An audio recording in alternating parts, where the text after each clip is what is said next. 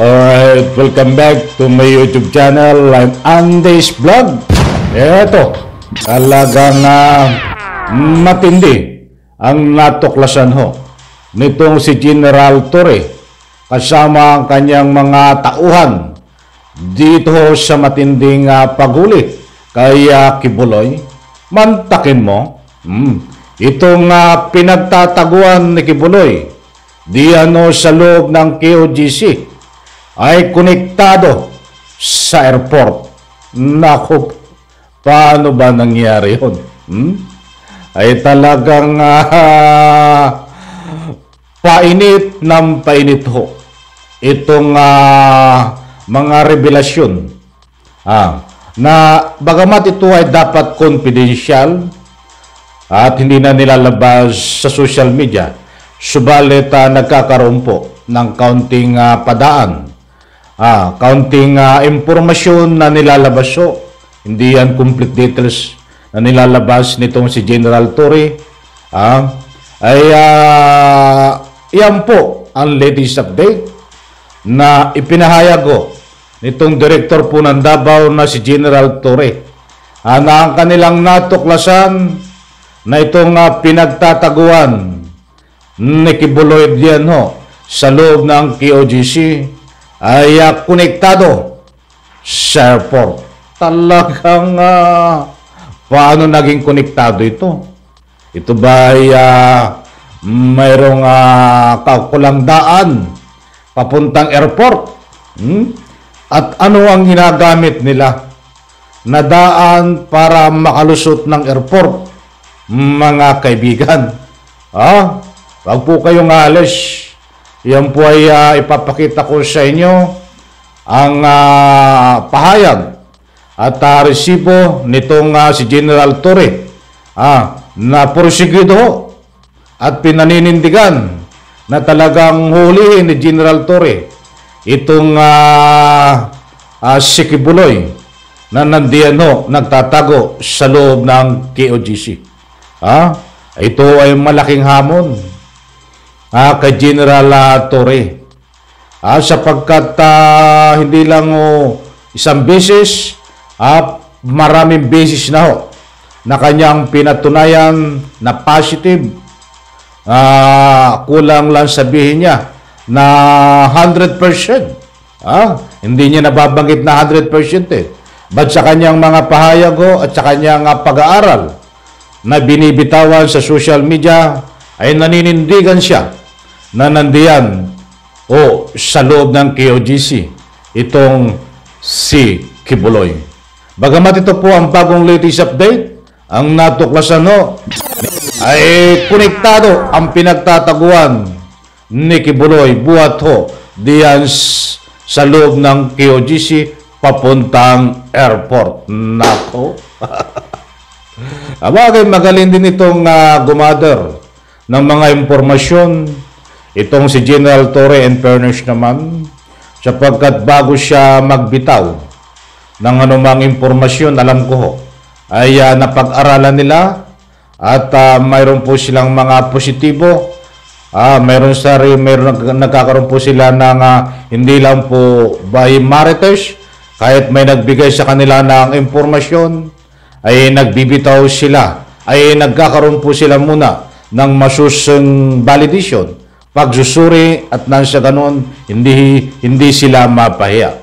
Kaya ngayon kahit ako ay 99% na naniniwala din na itong si Kibuloy ay nandiyan po sa loob ng KOGC na nagtatago at ginagamit na human shield itong kanyang mga naluko na mga taga-suporta.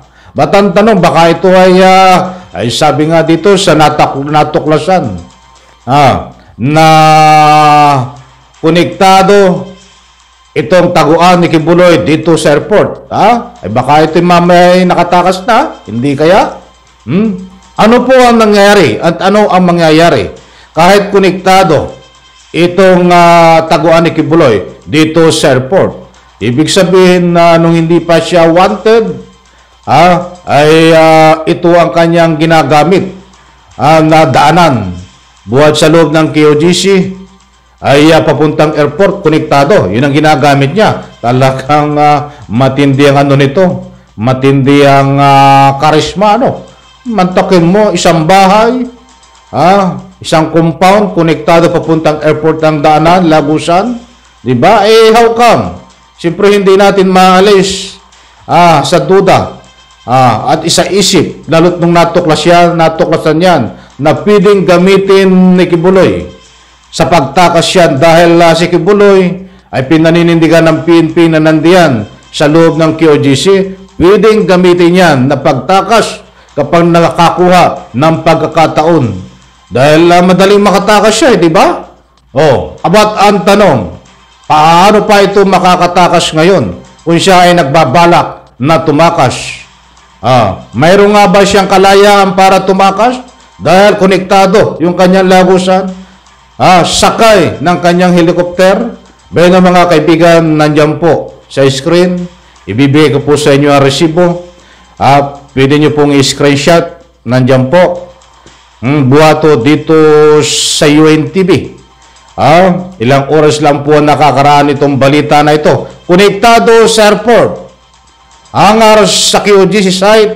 Konektado umano sa airport. Kibuloy aircraft binabantayan ng PNP. Nandiyan po maliwanag ang salitang konektado sa airport.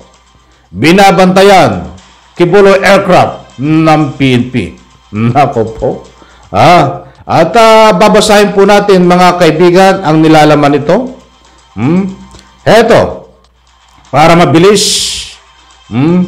Mahigpit na binabantayan ng Philippine National Police ang paligid ng compound ng Kingdom of Jesus Christ, Buhangin.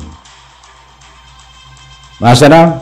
Davao City na umano'y ginagamit ng hideout na puganting si Apollo Kibuloy. So talagang nandun. Positibo itong mga sinasabi ni General Torre. Mahigpit na binabantayan ng Philippine National Police ang paligid ng compound ng Kingdom of Jesus Christ sa Buhangin, Davao City na umano'y ginagamit na hideout ng puganting si Apollo Kibuloy. So ituloy po natin. Kasunod ito ng impormasyon na konektado umano sa Davao International Airport ang hangar ng eroplano ni Kibuloy sa lugar. Ayun, maliwanag ko.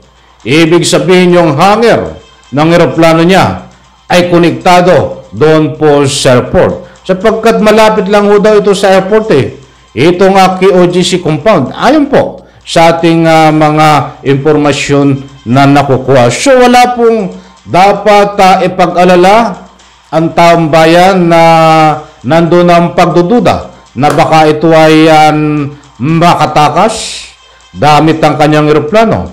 Mga kaibigan, dahil mahigpit na binabantayan na po ang paligid diyan po sa Davao City na umano'y ginagamit na hideout ng puganting si Apollo Kibuloy. Mahirap na po itong makagalaw dahil yung isang eroplano ho niya.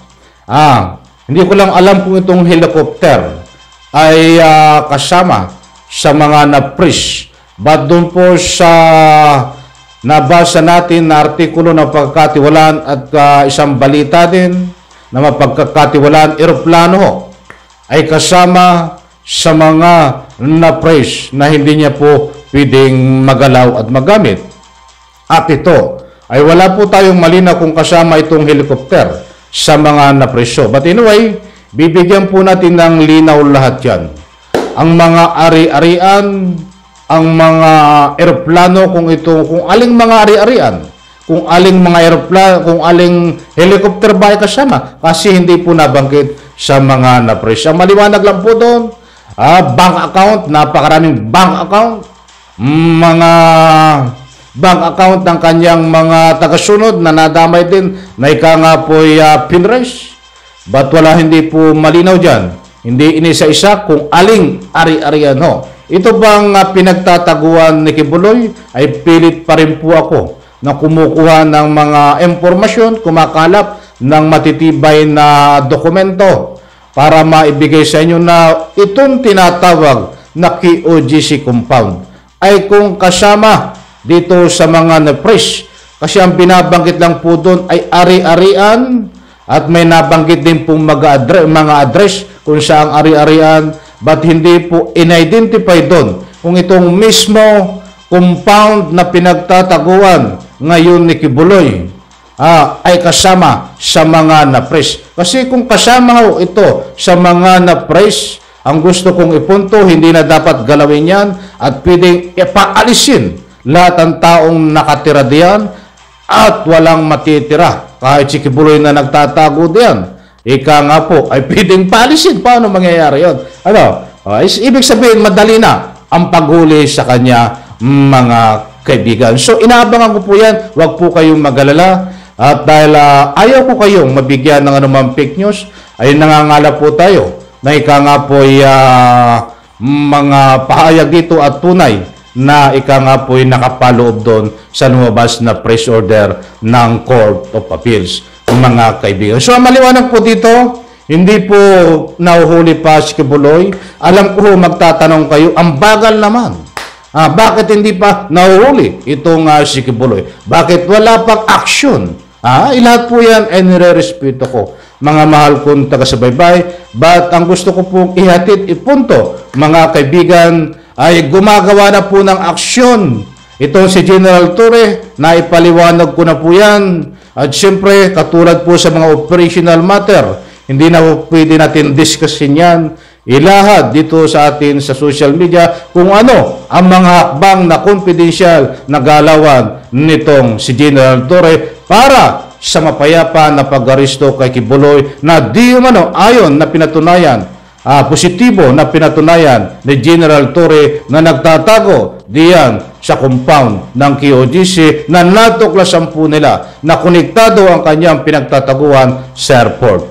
So maliwanag po, mga kaibigan, ang gusto ko lang ihabilin sa inyo bago tapusin ang vlog na ito, anytime, pwedeng sumalakay po ang PNP sa pangunguna po ng mga tauhan ni General Torre diyan po sa kinalalagyan at pinagtataguan ni Kibuloy. Hindi po sila natutulog.